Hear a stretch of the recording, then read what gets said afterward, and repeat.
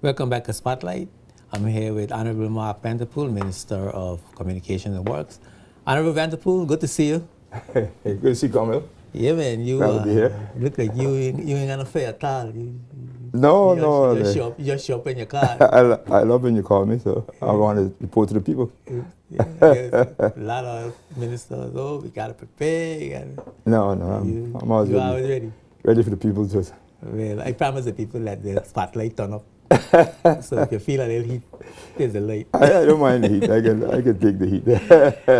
Yeah. I want to start, first of all, by getting an update. I know people want to know what the new project is going to look like, because I'm not sure that we had an update about what the changes are. We know that the government has taken over the project. Does that mean that we now own the project outright? The Port Authority, yes. Government through the Port Authority. When I say we, I talk about BV Islanders, yes. You are just there managing things. Yes, yes, definitely. The BV Islanders own the project. Yes. I am very happy to report that probably, 6 o'clock we finished signing. Mm-hmm. We've signed the first phase of the project for the marine development. We have a company called IDL/Meridian Construction to do the first phase of the project. That is to extend the dock 285 feet out further, widen it from about 33 feet to 45 feet to accommodate the bigger ships.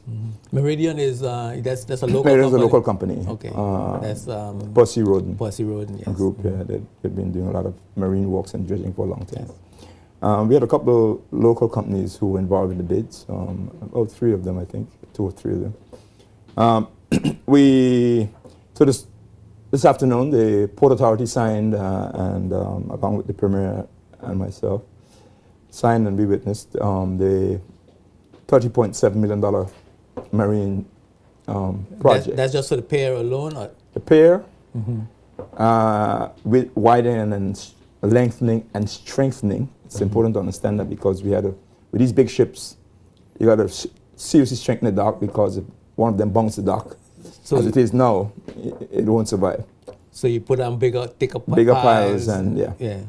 And then in addition to that, these works include dredging the harbor, because again, these bigger ships, the depth of the harbor is not deep enough. So you have to make it deep enough so when they come in, they can turn and not hit a sandbank or anything like that. You remember that similar case in St. Martin that happened some time back, where one of the ships hit a sandbank. We don't want to have that here. We want to avoid that. And then they're going to create some reclamation in the harbor along the shoreline in front of the. So they're going to send it further out into the sea. In front of the admin building. They're going to take it out. They're going to create about 1.5 acres or 2 acres of land along there. And we're going to create within this project also, there's about $1 million or $1.1 million to build a boardwalk along there one time, as well as some other works that are involved. So the boardwalk is going to come from the cruise ship dock, go outside of Maria's, and go down how far? Go down, at the moment, I think this one takes it down to the Craft Life side, waterfront there. But the intention is eventually to have a boardwalk go all the way down to the park? The Queen Elizabeth Park. That was a plan from 1999 action plan. So it's coming to fruition. I'm excited about it, because if you remember, this is one of the plans I put out there when we let the people know we wanted to fix the city, and now it's happening. So I'm excited about it. Okay, so we went to we made a deal with Norwegian and Disney to get the 425,000 tourists a year. Yes, cruise tourists a year. And because of that deal, we were able to get the loan. We were able to raise $35 million. It's not just the 425,000 passengers, but it's 425,000 passengers at a new rate of $15 versus $7 now. Right. So that gives us enough financial capability to borrow and puts the port in a lot stronger position going down the road over the next 20 years, 15, 20 years, that they can have enough money not just to build this port, this dock, but also to do the other ports and so on and docks that we want to build in West End, Virgin Gorda. We want to fix the cargo port eventually to make it more able to handle more ships and bigger ship Port Purcell. We want to look at Anegada, and we have some work to do in West Van Dyke. So all these areas are important to our product, getting people to and fro the Virgin Islands. Also accommodating more tourists. Anegada is becoming more popular with tourists. We want to make sure that when they get there, they have a good dock. West Van Dyke is becoming a bit crowded in terms of what happens there. And obviously, Virgin Gorda has a situation where cargo and passengers are very, very dangerous. So we want to tackle that. And then West End, as you know, that's one of our key ports of entry. That's been there for too long. And so we want to develop that as soon as possible. So this project, as simple as it sounds, is what is going to give the port the ability and the strength to do all those. So it's not just important for the cruise pair. The deal we've struck with Disney and Norwegian and the other cruise lines, because I want to make it clear that, you know, we have a Disney and Norwegian deal to have a 15-year berthing agreement. But we're negotiating with other cruise lines also to do other berthing agreements. They may not be 15 years, maybe 3 years, 5 years, but in order for them to also berth at the dock, and we can not just get 425,000 passengers, but the projection is about 525 in the first instance, first year or two, moving up to somewhere between 650 and 700,000 passengers in the medium term. So you're looking at a good revenue stream, not just for the government in terms of doing the sports and so on all over, but also for the taxi drivers, the vendors and so on. The stores and restaurants and so on. Tour operations and rent-a-cars and rent-a-cycles. And the key that we were looking for also is Disney, for example, is one of the world's best hospitality companies by far.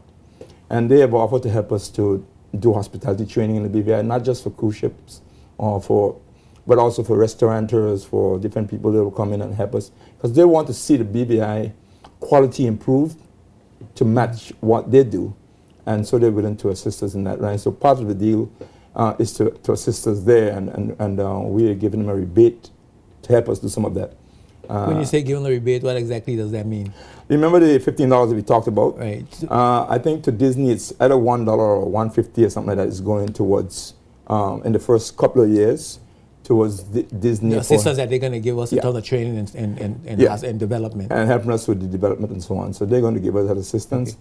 Norwegian is also giving us some assistance based on a rebate for promoting the territory worldwide in terms of what they do. Because at the end of the day, you know, we have only certain reach from our tourist board to the world for promotion.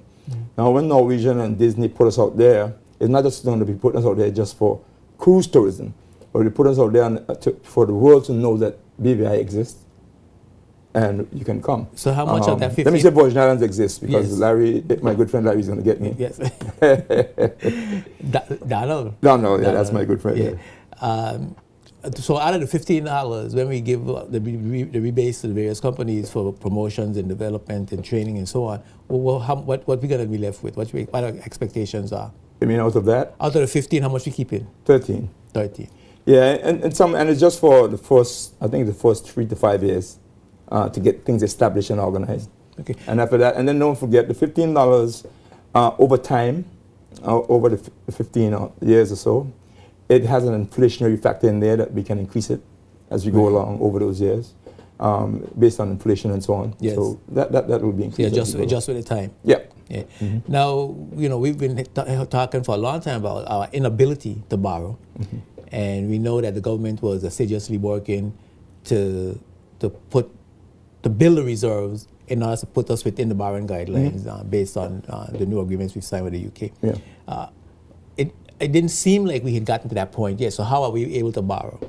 Well, the UK government has made it, given a proviso to us that if we do show that we have the willingness to put the money in reserves, they won't necessarily wait until the end of the 3 or 4 years when we've reached the 65 million reserves to be able to handle sort of 3 months of recurrent expenditure. So it's a good faith gesture. So it's a good faith gesture that we have shown that we're willing. We did it in the 2 years we were there. And so they've said, okay, we will allow you to borrow, and they will obviously have to be ultimate guarantors of the borrowing, and so they have done so. In the case of the port borrowing 35 million, you know, the different ceilings. The government has one ceiling. The port ceiling only really comes as what you call 20% of the government ceiling, to affect the government ceiling only by 20% because they themselves raise their own funds, as in this case. So they're not necessarily 100% part of the ceiling, if I try to explain that from that angle. In other words, government through agreement with the UK. The board what's the maximum the port can borrow? I don't know. They have I don't know their maximum itself, but they can. Their maximum ceiling, will be affected. Yeah, that will be affected by the government ceiling itself. The government has a ceiling of, let's say it's 100 million that they can borrow. If the port borrows 35 million, that 7 million of that 35 million goes against the government's $100 million ceiling. Okay. So then the government ceiling comes down by that 7 million. Because it's 20%. So that's like what you have to guarantee. 20% of 35. What the central government has to guarantee of the port's borrowing. Yeah. Okay. I think. The central government has to borrow all of port's, has to guarantee all of port's borrowing. Okay. But it only affects the ceiling as agreed with the UK by 20%. Okay. Of the 35 million.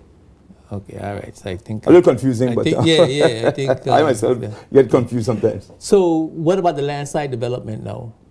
We talked a lot about the boardwalk, but we were also included was the land side development. Yeah, what about in the project. In the project. And that is very crucial to us. We obviously wanted to get the marine side going because it is the most important side. If the ships, if the pier isn't ready for the ships to come in, then it's a problem. So it's conceivable then that the ships will be coming before the land side is finished? Before the complete land side is finished, but part of it will be finished is what the plan is. Okay. We're expecting to have on the land side completed in time for when the ships come next year, January, what you call a welcome center. The shipping companies call it a sense of arrival, to make people feel comfortable to come into a nice place and they can be taken care of whether through customs, immigration, and so on. And then we want to have some of the shops ready, part of them, for the tourists and so on. So one part of that project we expect to have completed by January next year when the first Disney ship arrives. And what the total cost of the project is going to be? The total cost of the project is around 50 million. Okay. This marine side is a little more than we expected. So the budget may go up to a little more than 50 million, but the project cost is about 50 million. It is what we have envisioned. Okay, and you're going to have, of course, space for stores and so on in the land side development. Of course, you know that we're going to want to know who those spaces are going to go to, what kind of vendors and businesses that's going to go in there, and what set asides you have for local businesses, and how is that going to be distributed? Come on as much as possible. I mean, our wish should be we had 100% local persons in there operating. So we want to encourage as many local persons as possible to, write or apply to be in the project. Obviously, from what I said before, and I continue to say, the Port Authority and part of the expectations by both Disney and Norwegian and other shipping companies, Royal and Carnival and the others that we're working with, they all want to see some of the what we call anchor stores that are on cruise ship docks. I don't know what they will be, but they will be going out to bids and asking for inviting. Whether it's Diamonds International or I don't know some of the others that are there. Colombian Emeralds. Colombian Emeralds and all the others that are there. So they will be encouraged to come, but we want to make sure that we have as many local persons there as much as possible. And there's no reason why locals who have stores now and who may not have but can develop a concept that they think can work and serve the cruise companies, the cruise passengers, should apply to be in there. There's no reason why you shouldn't. Okay. So you would need to send an application to the Ministry of Communications to the Port Authority. To the Port Authority. Yeah. Okay, so that's to the Port Authority. Yes. And make your desires known that you want to have a store and you could do that now. You could do it now. I mean, there's no formal process yet. I think they're coming closer to it in a little while. They're going to be putting out some sort of what do you call a RFP, request for proposals, from companies who manage real estate like that, who do that kind of thing. And then those persons will work with the Port Authority. The Port Authority will be the controlling body of the spaces on the dock. Okay. How long is the loan for that that the port's getting? As I can remember, I think it's around 10 years. I don't remember the exact terms of the loan, but it's around 10 years, I believe. And you don't know what interest rate you're paying? It has an interest rate that 3.25% above LIBOR. No, that's a thing that is normal to all of us. I myself don't quite understand, but LIBOR is the interest rate that is used in the UK. Okay, so I don't know where LIBOR is now. It's probably around about 0.75% or whatever it is. So at the end of the day, you probably start off with 4 or 4.25%. I don't remember the LIBOR rate right now, but it's in that range. Oh, okay. So we're gonna complete the dock expansion by January next year. One part of it. One part. Well, the idea is that at least one side of the dock will be available for the bigger ship by January next year, early January. And then by end of March or sometime mid-April next year, the complete dock will be finished. Okay. And at the same time, you would have the reception building on the land side. Yes, and some of the shops. Okay, and some of the shops. What collateral we have to put up? Did we have to give the bank any land to hold? How do we? Yes, the bank will have a lien over the 4.1 acres or so. The land there in that area. The land in the area. Yeah, the project. Yes, and then the buildings, the bank will have some lien over that. And then the bank will also have revenue of the port on the project there. The bank will have some control over to make sure that the loan is paid. Okay. Now, we always talk about keeping some of the money circulated in the territory. Any provisions with the contractors going to be made to buy from our local businesses that sell materials, whether it's plumbing or construction materials. We have local companies that rent heavy equipment and so on, and also do excavation and so on.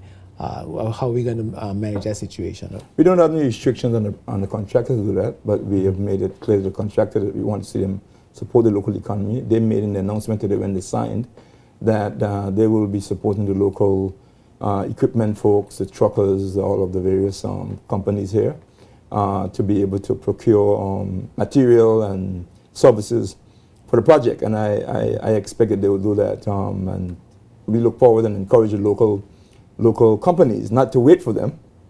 When you hear $30 million project around, if I were you as a supplier or business owner, I'll be looking for the contractor. You'll be making for the contractor. And I will encourage, and sometimes we sit back and wait, and I know that's happened sometimes to be called, but I will encourage the suppliers to get to the contractors, whether we make them offers, tell them I normally sell the product at this price, but for the volume that you might buy, I will give you this special price if you give me the volume. You got to be able to make those offers and suggest things that you think you can supply. And more times than often, you can do it. Sometimes as a supplier, you may tell the contractor, okay, we will supply you straight from my company in Miami or wherever and come straight to you, so that it doesn't necessarily have to go through my store to come back to you, but so the services are shorter, so I can charge you less. So there are things like that you offer when you have a big contract like this. And I want to encourage the suppliers to get up and go out there. The contractor is IDL Projects, Meridian Construction. Approach them now and offer them your services, whatever service you think you can come into play with there. Later on, I think we sent out a request the last 3 weeks or so for contractors who want to do some of the buildings on the project to put in their interest. And then sometime in the next 2 months or so, the bids are going to go out for construction of the buildings. So that our local contractors, I want to encourage them to go out there and get involved in the bidding for those so that they can get a chance to build the buildings. Again, materials, construction work over the next 12 to 18 months on that project is going to be a lot of it. Yeah, so the work will be coming, investment's going to be coming, money's going to be coming. So I want to encourage people, as I said, not to sit back and wait, but get out there. I want contractors to get out and get involved. Make your, they say if you don't play, you can't win. Yeah, you got to be in it. You got to be in the game. So don't sit back and wait for somebody to come to you. You get out there and be aggressive and approach. Yeah. Now you talk about building the dock in West End, the dock in Virgin Gorda, the dock in Jocelyn Day, and Anegada. When those projects are slated to begin? Obviously, we all were focused on trying to get this one off the ground because we've been looking at the project in West End. We've actually put out bids for it in terms of design build for a project in the region of $5 million, somewhere there. We've had some proposals. The Virgin Gorda dock, we've had the designs done. I don't know if bids went out yet, but I know they were looking at the project somewhere between $2.5 and $3 million for that project there. And we have approval in what you call a medium-term finance plan of the government. In fact, the $22 million loan that we talked about has an approval for a project such as that in there, but the port will eventually take that on and deal with it. So those two we have already moved in that direction.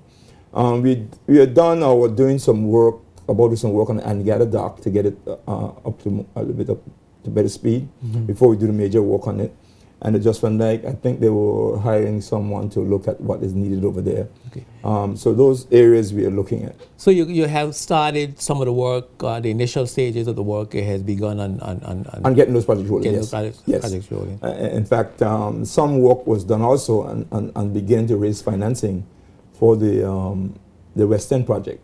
And that's something that we're going to keep working at. So it may not be something that we're going to jump at necessarily in this year, but it's high on our priority list to, once we got a cruise spare going and everything is out moving on that, we're going to start working on the West End and the Virgin Gorda project especially. Okay.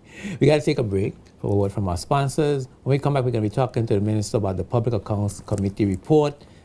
You heard him talk about it in the House. We're going to look through it and see what some of those red flags may be, what some of the apparent improprieties are in the way the minister has been handling the cruise spare project. So you stick right here with us. We're going to be right back after these words from our sponsors. Spotlight is brought to you by Tortola Concrete Limited and H. Labadee Stout Community College. Welcome back to Spotlight. If you've just joined us, I'm here with the Minister for Minister for Communications and Works, Honorable Mark Vanterpool, and we had a little brief update of the new configuration of the cruise spare landslide development. It's quite interesting. Now we own it as a people of BVI through the Ports Authority. We were able to borrow the money, and now we're going ahead.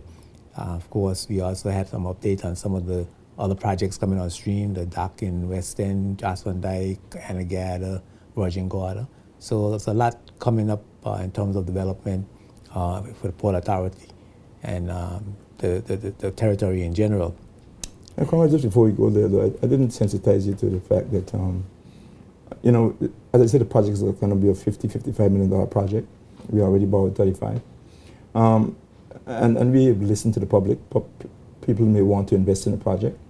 And so the Premier suggested in the meeting that we had on Thursday that persons in the public who may want to invest, we are setting up what you call a special purpose vehicle through some attorneys here, meaning that this is something that you can invest in through the Ports Authority to be a part of the project. So persons out there who may want to invest in a project, I don't know how soon. So you got like a $20 million? 15 million is the number we're working with at this time. Okay. We have to take it up at 20.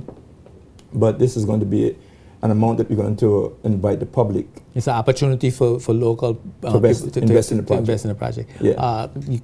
Have you figured out what shape that investment will take and what the returns will be on that investment? I don't have all the details yet. I know we have asked an attorney group to look at it, one of the big attorney groups here, to look at it and come up with what you call a special purpose vehicle. They call them SPVs, that you will be able to invest in through the port to be able to be a part of the project in terms of investment.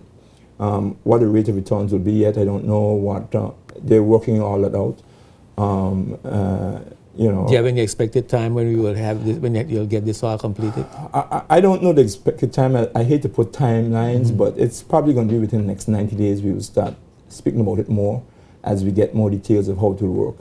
But it's something that we've been working on for the last 6 months or so. And we hope that we can launch this at some point down the road. Premier Minister of Finance is the one spearheading it, along with the Port Authority. That's terrific. We've been asking for that for years. Yeah, well, as I told you, we've been out there talking about the project and listening to people's views. People want to invest in the project, so we want to give them an opportunity to do so. You can invest as individuals, you can invest as institutions, you can invest as companies, you can invest in the project, and it's a very good project to invest in. A project with a 15-year guarantee for passengers, and the opportunity to go even longer than that, because Disney and Norwegian are willing to renew that time to give more guarantee for a longer period. So with that in mind, I think it will be a good investment. It's not something. Definitely. You don't have to have $1 million to invest. You can invest a few dollars and whatever you get something out of it. And I always encourage people that don't make investments just to see a return overnight. Unless you want to go by Las Vegas or somewhere in the casino, but make an investment that for the long term, for the longer term, for your children or whatever it might be. These are the kinds of projects that you want to make those investments in. Yeah. And we hope that we can encourage people to look at it from that angle. The economy might be a little bit like it is all over the world right now, a little bit tough, but it might be something to look at down the road as the economy climbs out of the state it's in, and we can. Well, I don't know why you all keep saying that. I know some people are having difficult times, but I've done some research, and if you talk to most hoteliers, most rental-car people, a lot of businesses, local businesses particularly, they are doing a lot better this time now. Yeah. This year than at the same time last year. That's why I said the economy is climbing out. Yeah. And the most difficult part of the economy, Cromwell, I'm a businessman. I've been in banking, and I see that we need to hopefully see some change in is the construction side. Yes. Because that's a side that affects a lot of people. Yes. And the construction side, while there's certain things happening in Virgin Gorda and Mosquito Island and Oil Nut and other places like that. We need to see increased housing stats. Increased housing starts, probably more hotels building, more things happening. Yeah. And that is not happening yet. And those things normally take a while before they can. You need investors, even you as an investor, need to have your confidence to go to the bank and borrow your money. So it takes a little while for it to climb out. But once the construction sector starts, and we hope to see that with the school ship development, hopefully it'll stimulate other things. So once the construction sector starts, which is what we are concerned about now, once that gets rolling, we think the economy will be booming in that sense, because then a lot of laborers who work in the construction field have families of 4, 6 people who can now have a better revenue and income to depend on and can feel better. So we believe that that's right around the corner. It's starting to show. Now get into before I get right into the Public Accounts Committee report. The government's been accused of some level of secrecy, lack of transparency. You promised government in the sunshine, and it seems like getting information from the government for many people seems to be pulling teeth. How do you respond to that claim that the government is not as transparent as it said it would be?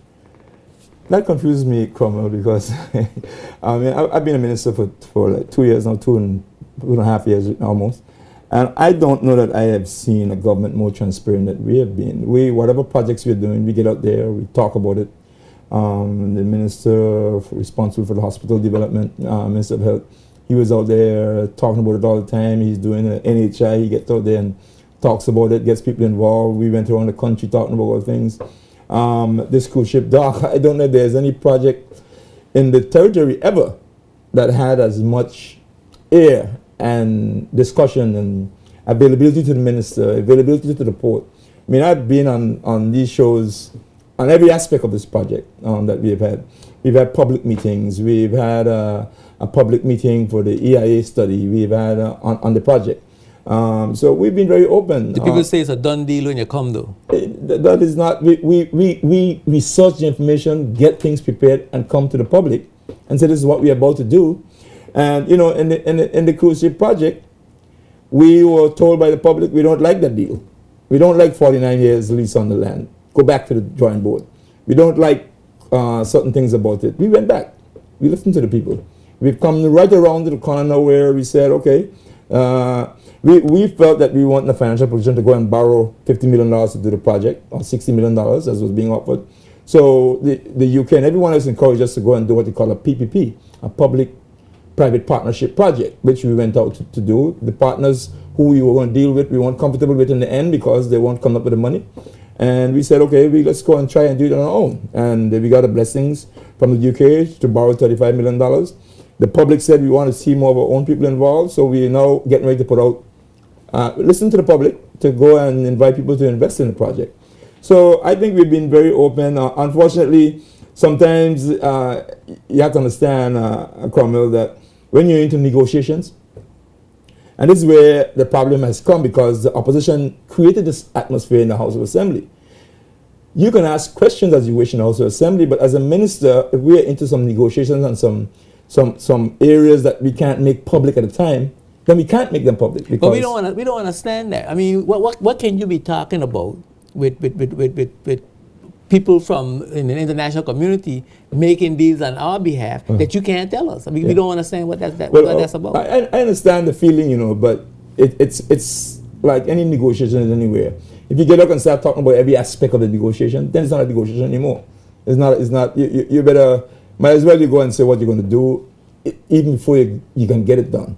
So you have to be very careful. The cruise companies, for example, you have an agreement where when you're discussing the arrangements with them, they don't want the other cruise companies to know what you're discussing in independent analysis. They don't want the other cruise companies to know their business.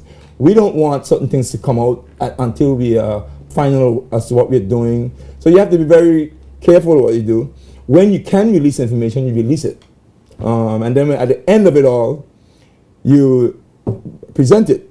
What you hope, Cromwell, is that your people will entrust you to give the broad position of what the government is trying to do, right? We're going to build a dock, we're going to do the land side, we're going to do the pier. This is approximately is going to cost, in our view. These are the companies we're discussing it with. This is the bids that went out. These are who win the bid. And give the public a broad picture of what we're trying to do. Now, the particular specific negotiation that we have to do them privately until we finish them and then bring it to the public. Now, always remember that the public has a right, even when you finish, even when you sign, the public has a right to rise up and say, we don't like it, shut it down. And we have to listen. But we have to be able to spend time to negotiate and do what we have to do. And that's what we've been doing with these projects. Now, you know, if you say we're not in the sunshine, I really apologize because that's not what we want to do. We want to be as public as possible, as open as possible.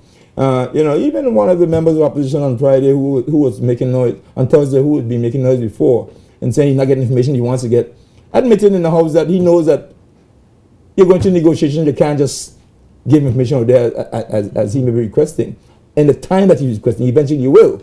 But you can't do it in the time that he may be requesting at a time. And that's why in the standing orders of the House of Assembly, it clearly states that if a minister deems that the information that he's going to give out may affect the government's position in an illegal way, in a way that the minister must not give it out.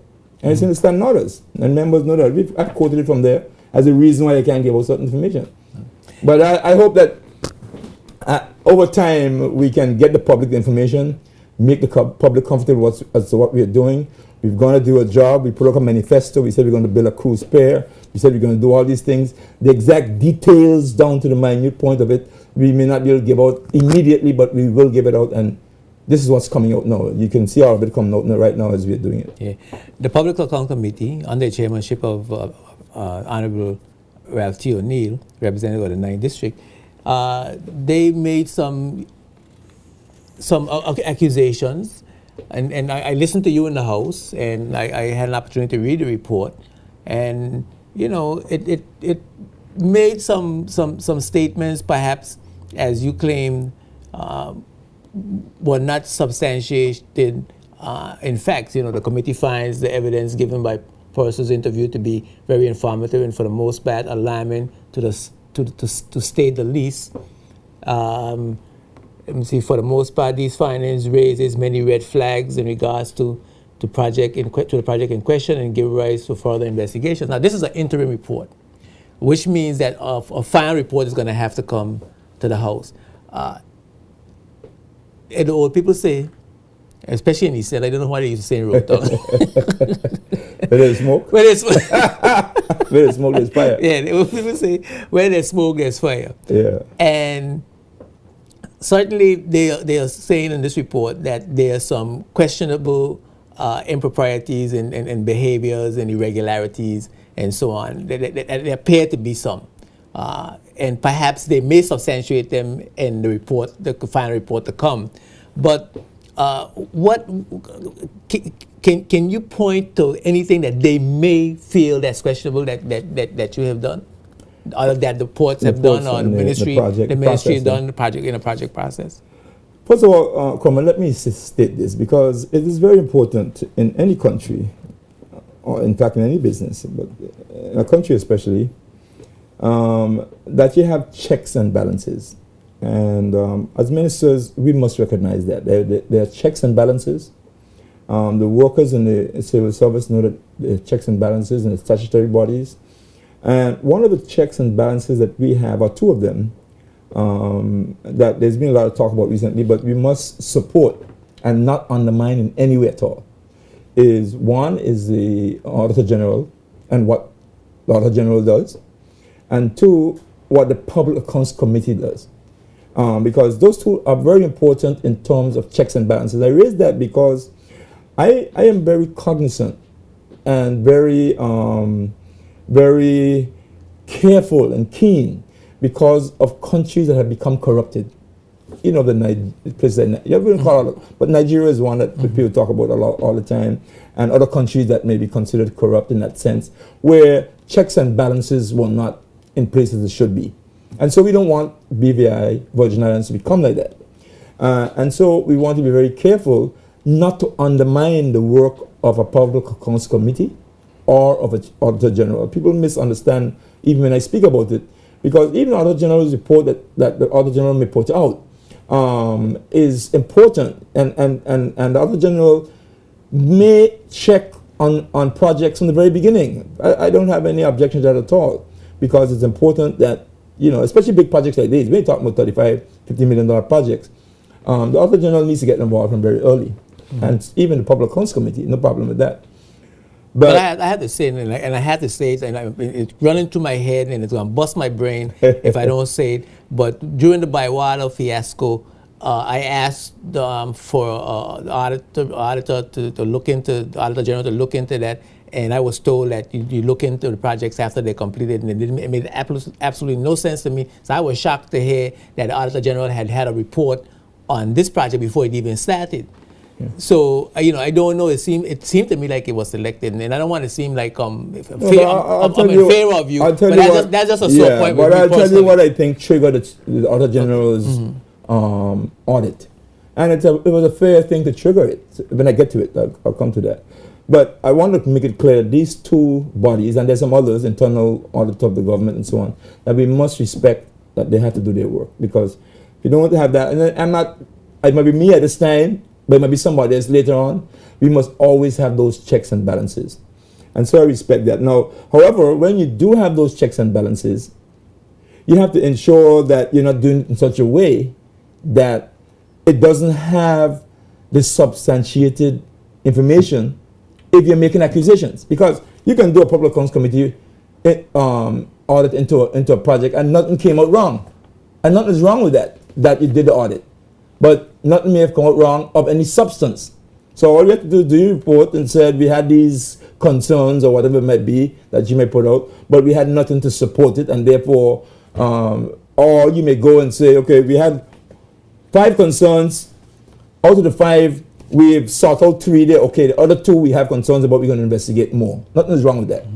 I came from a banking background where every year or two, you see some people show up at the door at 2 o'clock when the bank was closing, looking in some suits and so on. And you get scared right away, and you know right away that they're what they call the banks. At the time, we used to call them banks inspectors. Once they show up, they open the door, they come in, they come straight to your cash register. You step away. They balance your cash register, and then they ask questions. They're there for 4 weeks. They go through every document and so on. They write reports in between and ask you to respond to them. You respond. When they leave, they may have had 1 or 2 things left, and you have to respond to them over a period of time. So auditors and inspectors are important. However, when you write a report like this, for whatever intentions or whatever reasons, and rush to put an interim report out without finalizing the report to get the information complete, making these kind of accusations, that concerns me, because you must have something substantiated. Not who said, or he said, or what this person may have said, or in fact, what is worse about this report is that it talks about 3 people in the appendices and left out the other 10. I mean, there's no balance there. Something is wrong with that. That's the point I was making. Really. Yeah.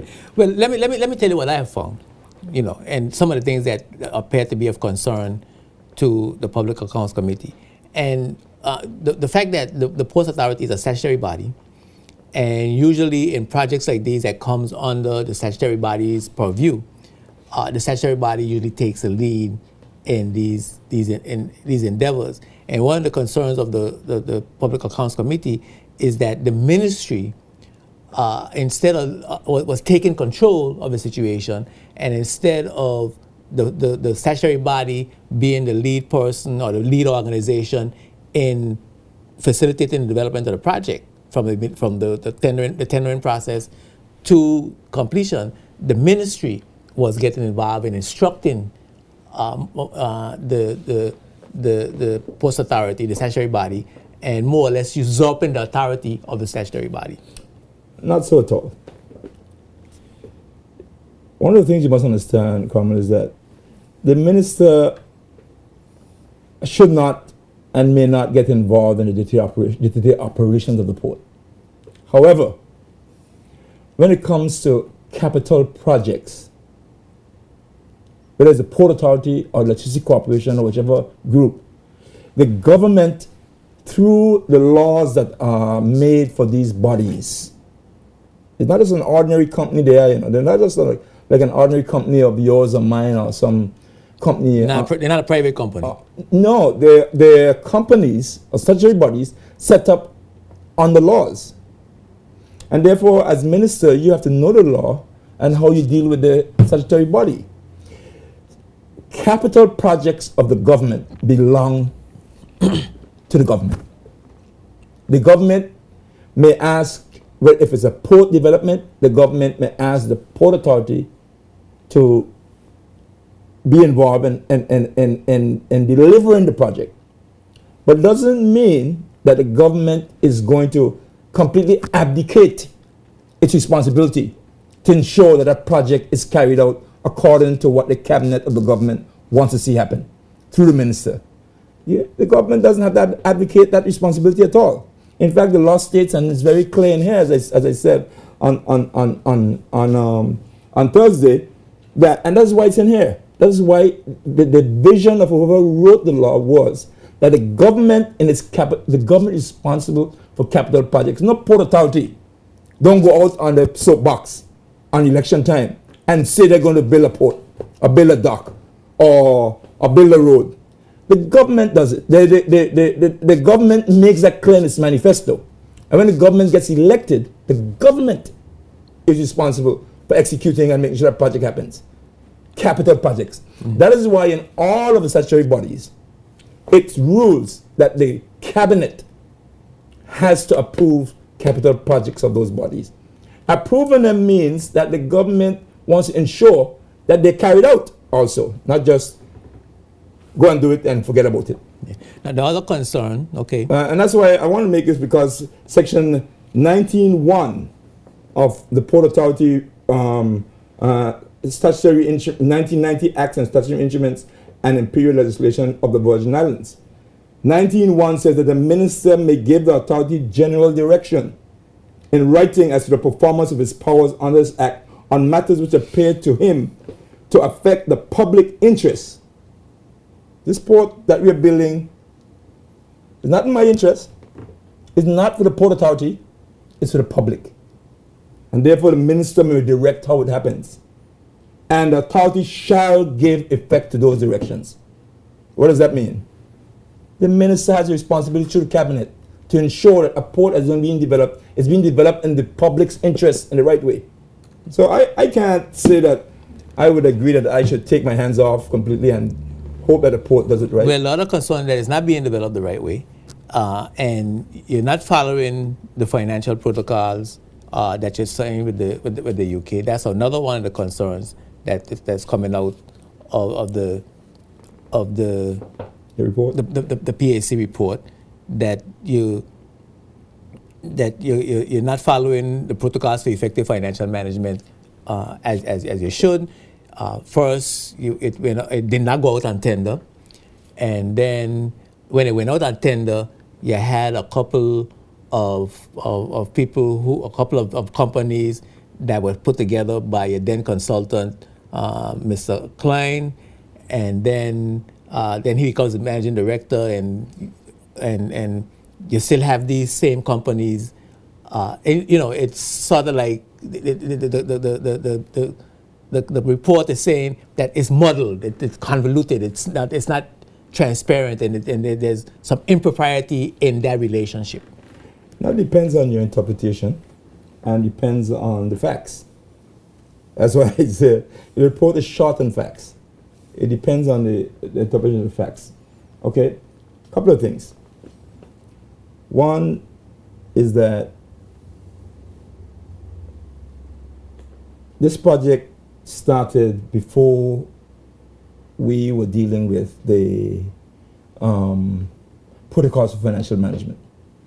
We were managing this project under a process that had been done by the governments in the past under the Financial Management Act and so on, right? So we got to the table.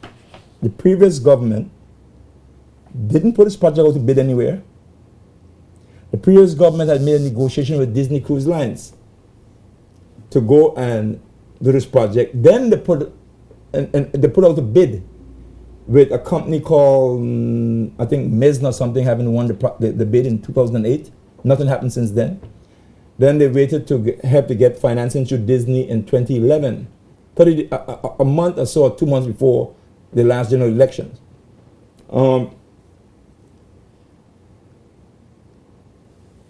I don't think anything was wrong with that. They put out the bid, right? For people to come and say what they wanted to do. I don't know if you recall prior to the elections that the hospital project with $34 million was not put out to bid. It was a water top contractor. Yes. Mm-hmm. I don't know if you recall before the elections that the ability to supply water for this territory for the next 16 years was not put out to bid. It was a water to buy water. Yes. Now, I am not going to contest that. The cabinet had the power under the Financial Act to do that, and I did it. When we got there and saw the Disney deal that we looked at in terms of $12 million to extend the dock, and saw the dock that was being extended, it was a completely different scope from what I learned about was needed when I went to Florida, and when I had the cruise companies come and visit us here in the territory to explain to us what kind of extension of a dock that we needed and what was a turning basin and how much we had to dredge and so on. When I saw that and I saw what was being proposed for $12 million, I immediately obviously had to stop the project that was going that way and look at a different project. And they're concerned that that's unjustifiable. What you just said there is unjustifiable. It's proven that it's justifiable. Mm-hmm. Now, also, we felt when we got to office that the land side of the dock needed to be developed. It was there for 40 years sitting down. The cruise companies in Miami who I met with said, Minister, you can extend your dock, but when our guests get off and meet a set of sand and all around it is old trucks and old garbage and little tents and so on, that's not the experience you want our guests to have.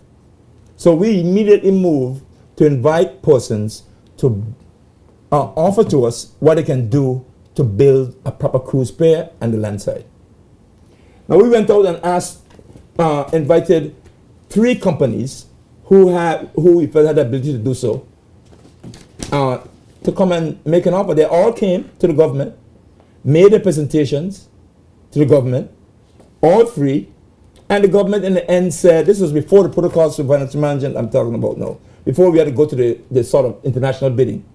All 3 companies came, Pier Park Development, one called Pier Park, one called Trident, in conjunction with Royal Caribbean, and another one called Rotown Development Group Limited. They came and made their suggestions as how they can develop a dock and what benefits it would have to the country, what benefits it would have to the town, and how they would do it, all free. The government of the day sat and looked at the 3 of them and determined that the one they wanted to negotiate with after those 3 presentations was the group called Pier Park Development. Government didn't have any connection to this group, but they had a better proposal at the time. And government decided to select them to negotiate with them. Now, if the negotiations didn't go right with them, they obviously go and look at the second one. Now, in the process, government signed an agreement with the UK government that was on the table before government came to office, but was never signed, never agreed to. And it's called Protocols of Financial Management. Therefore, having gone this route through the Protocols of Financial Management, it was felt that we should scrap this and put it out to international bid, which we did. We did in July or August 2012, and it came right circled to the point where the company whom we selected did not meet the conditions precedent, as you know, and we scrapped that and decided to go and build it ourselves since time wasn't in our favor to go and look for other companies to do it at this point. Yeah. So I don't know that anybody or this report, and this report hasn't substantiated anything to say that we didn't follow the protocols. We followed the protocols. Yeah. But I was reading through it, and I was looking at some of the minutes and some of the concerns that were being raised concerning how everything was managed. So that's what I'm actually drawing to your attention. We got to take a break, but one of the concerns also was that Tortola Pier Group were in the beginning. You chose them in the beginning, in the first stages of the development.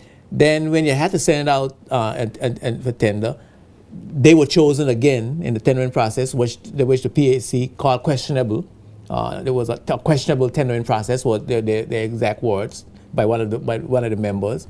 And then still after you're doing it yourself, they still around somewhere. So somehow it's being felt that you got some relationship with Tortola Pier Partners because you say that you started with them, you had to go out for tender, it looked questionable that you got them, you chose them again, and then you're doing it yourself, and they still are here around doing business with you. That's not true, but and you need to, and that's something. I'll be happy to respond to that. That's a question that they're raising. What whole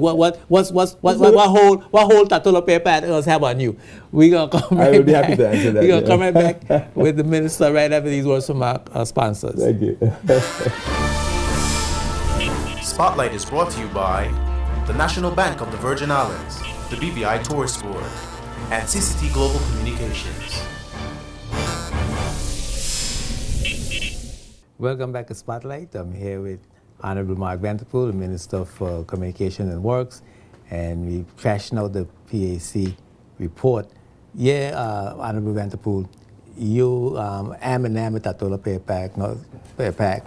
And you don't seem to be able to get rid of them when you say get rid of them. Yeah.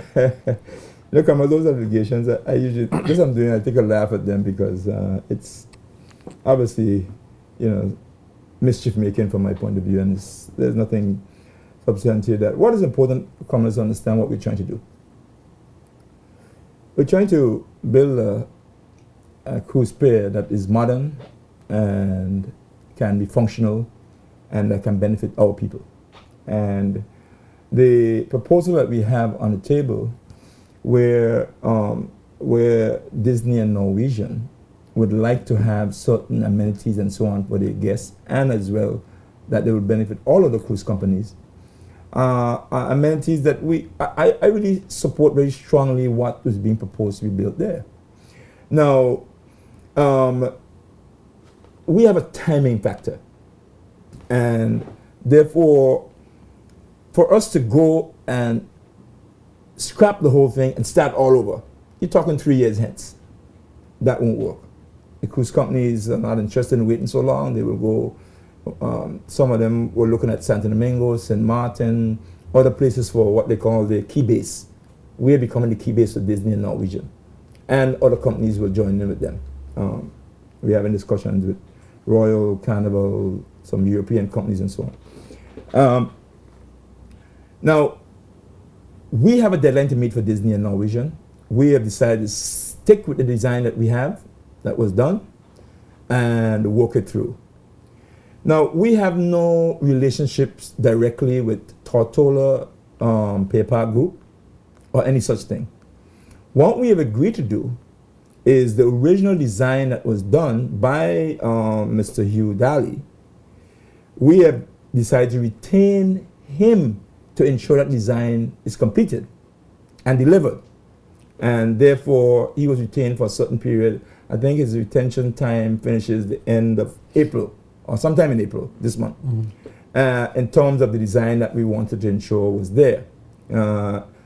After that, whether we'll have any relationship with Mr. Hidari's company called IDEA, IDEA, is a question. But from my point of view, the gentleman knows very much about cruise developments and cruise activities. He is very highly respected by Disney and Norwegian and other companies. And therefore, if in the future we may have to retain him, I don't know. But his retention is until April under the contract that we have done with him after we wanted to complete the design. We have finished with Tortola Pier Group, okay? And we don't have any relationship with them as is being purported. But this is one of the paths. No. One of the connections, yes, that people tend to relate to that. But we have retained them for a reason, and we have been able to do that. No, was it here that you paid $1.7 million to? No. Okay, because that's a question as well, that you paid, you retained him and you paid this amount of money either to TPP or to him personally for something. What is that? There are a couple of things I want to clear up, Cromwell, because the 1.7 is something that people put out there as, every time people hear a number like that, obviously gets people attention. It's a fair thing to get attention for. $1.7 million was paid to the Tortola Pier Group on an agreement that we made a year and a half ago, that they will go out in terms of the time that we had and get engineers, architects, designers, a number of other, I think there were 7 different things that they had to do. Each of them had a figure, appendix to it, that made up a total of $1.7 million. Each thing, the architecture work, the engineering work, the design work, they all had a number appended to them. Okay? Now, that's what made the $1.7 million. Now, we have gotten that value for the money. So you got your product? Of course. We got the engineering work that was done. This is the most crucial, especially for the marine side of it, right? That they had paid for, and we paid them for having paid the people. We would have had to pay for them if we had done it ourselves. Now, I heard talk through this same report and other talk that the previous government had already done that kind of engineering work. That may be so, but that was for the project that they were developing, a $12 million project. So it's two totally different things. And I made it clear as to what were the differences between the $12 million project, Cromwell, and the $30 million, this whole project we're doing. It's a clear difference. The dock that they were going to extend couldn't handle the ships. They were only extended 85 feet longer. And I'm talking about going back to the cabinet reports and going back to the report from CH2M Hill, their engineers at the time. It wasn't what we are doing. We are doing a dock that's being lengthened by 285 feet. Okay? Now, it's interesting that one of my good colleagues, who's an engineer and does some maths, said to me, if you take 12 million by 285 and put a line under that and divide by 85, the new project, just by extending the dock by 200 more feet, will be $40 million. The $12 million project would have been $40 million if you were going to 200 feet more based on pure maths. And the figures for the 12. But I'm not a mathematician, so I'm not going to go. But we extended 200 feet more. When you're putting 200 feet more out in the water and you have to put huge piles and do all of it, it costs more money. So it's a different project. Then their project that they were proposing was not widening the dock. It will be the same width. Same width. If you didn't widen it now, the two ships, then when they come, the new ships will touch. They wouldn't be able to park together. Thirdly, their project that they were doing was not strengthening the dock for these big ships. So the ship might knock down the dock. The ships would not have come because they didn't think the docks were safe enough. That's clear that they made. Okay? The dredging and so on that they were doing was very similar to what we were going to do. But those things there, then the reclamation that we're doing wasn't in their project. They were dredging, but there was nothing in their project that showed where the fill will go and whether they'll have to do what you call sheet piles along the dock, along the bay, which is another expense. That's a $3 or $6 million expense according to the report that we had, that they didn't put in the report. So when you finish all that, 285 feet, 200 feet longer they were talking about, 45 feet wider than they weren't widening at all. Strengthen the dock by putting in more piles in the present dock to make sure it's strong enough, deeper piles, wider piles. When you do all that, you understand? This is what I want to make clear. There's a difference between that and the 30 million. Because that's one of the allegations in the report, that we are doing a dock for $30 million when it could be done for 12. Well, yeah, that's what I say, that you haven't been able to justify the $30 million expense. If they say that without listening to all the experts that they called in and say that it's the same project, something is wrong. That's what I'm telling you. Because it's a totally different project. Yeah. Okay? Now, you stymied the Auditor General. The auditor came to do an audit report, and you didn't provide all the information. You give some information was missing. It sounds like Watergate. Where are the tapes? No, that happened because the Auditor General is really dealing with the Ministry of Finance, not us. Whatever ministry you ask for from our ministry that we may have had access to, but I don't know what, because I understand the Ministry of Finance. Basically, I don't know what went on there, and that report isn't official, so I don't like to talk about it because it was leaked to the press, and as a minister, it's not my. The Auditor General was doing her job. The comments that were made in the public about it, I had to respond to in terms of a minister. And so this wasn't in the Port Authority and it wasn't in the Ministry of Communication? I don't know where it was, I'm saying, and I haven't seen the report officially yet, so I can't comment on it. But the Auditor General is doing her job, and if that was the case, it's not right. Once the Auditor General asks for information, they should provide it. And in fact, the Public Account Committee say that they didn't get certain information from the port. Once I heard that, I wrote the port immediately and said, I'm giving you a certain very short time, based on what was requested of me, to give it to the Public Account Committee. Now the Port Authority, what was being asked for, they felt was fishing for more information that was needed. And I was just saying, if you ask the port for 2 years of all of their minutes, from their point of view, what do you want everything that we did as a port for 2 years for? You're investigating the cruise spare. So ask us for the minutes that concerns everything about the cruise spare. You don't need to know all the business that can become public that isn't due to be in the public from a statutory body that has a fiduciary responsibility. Now, if you want information about the cruise spare, ask for it. And if you don't think that the port is going to be honest enough to give you information, direct the Auditor General to go to the port, and she can look at all the minutes and extract what she wants. That's what the Auditor General is there for. She's the one to be trusted. And so that was what the port was saying. They were asking, they wrote back to the PAC and say, tell us what you're looking for. In the end, in the interest of not appearing to to be stymieing the public committee work, I ordered them to give them the minutes for the 2 years. But I don't know if it was totally necessary to do so, but I felt it should have been done, and that's what was done. Yeah. Those. I just got the report this afternoon, and that was as far as I was able to get into it. Got into it. Well, there was allegation, but there are some things that they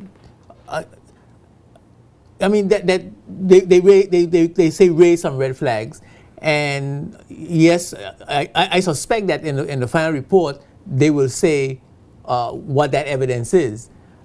But you know, based on what is in the minutes, you could see that they were concerned about how things were being done, and whether you had the consultant and the financial secretary, and then later the managing director involved in a sort of a triangle that seemed to be conflictual, or conflicting.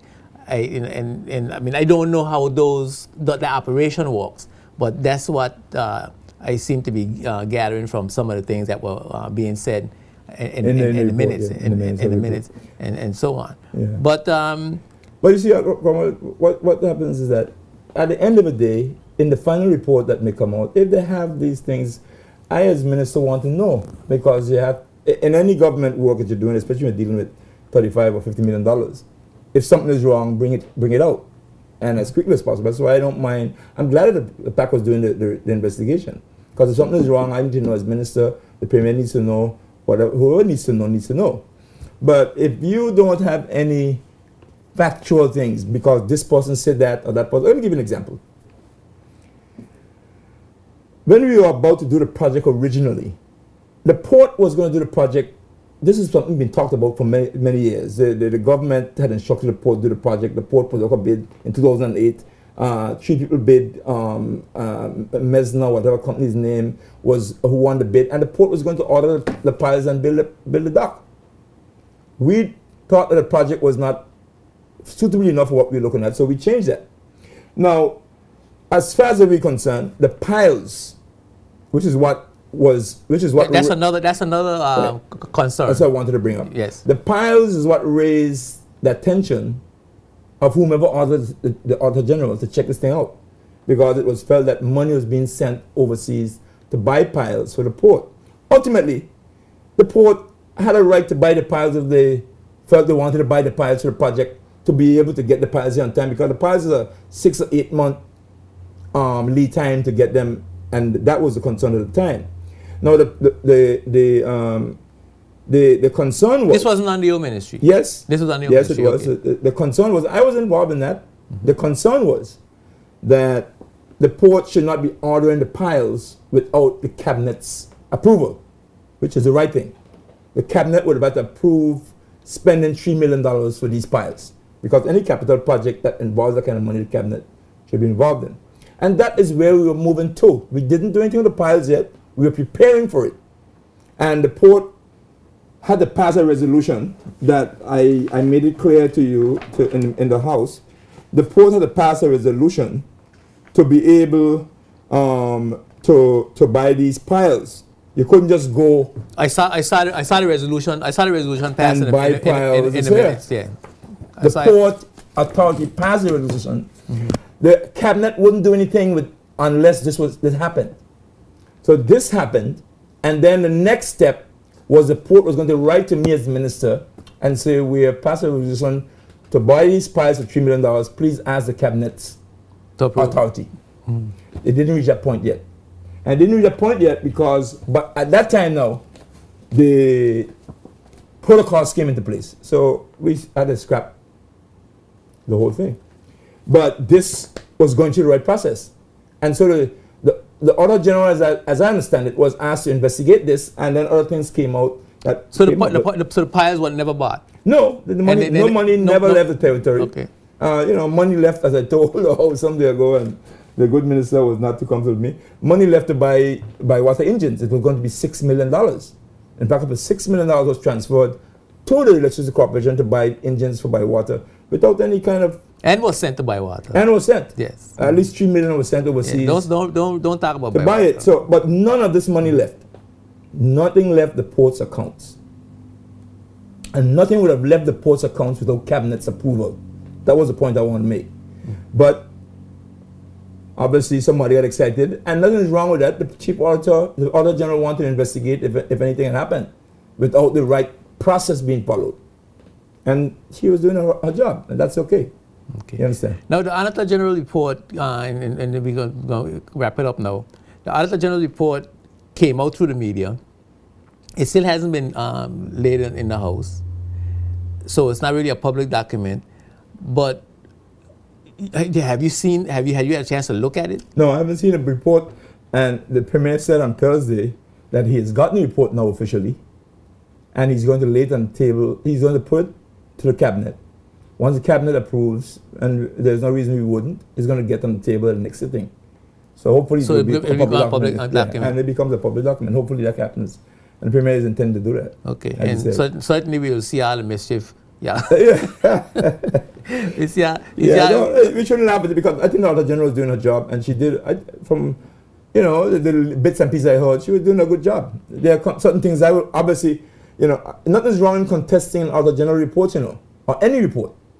Mm-hmm. Nothing's wrong with that, and people shouldn't get offended for that, or shouldn't think it's challenging anyone for that, because a report has to be made, and you can make your defense or your comment on it. Nothing's wrong with that.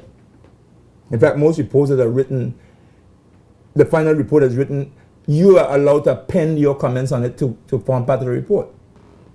And nothing's wrong with that. And I just want to uphold the Auditor General's office, because that's a very important office that we must respect and ensure that once that job is being done, we must respect the job. It doesn't mean that it can be challenged, though. Okay. Mr. Vanderpool, thank you very much for coming by. I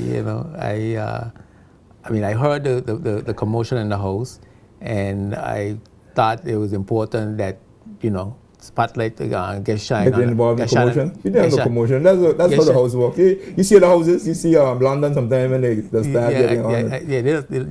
We now get like the guys in, where it was, Ukraine or somewhere that boxed on each other recently.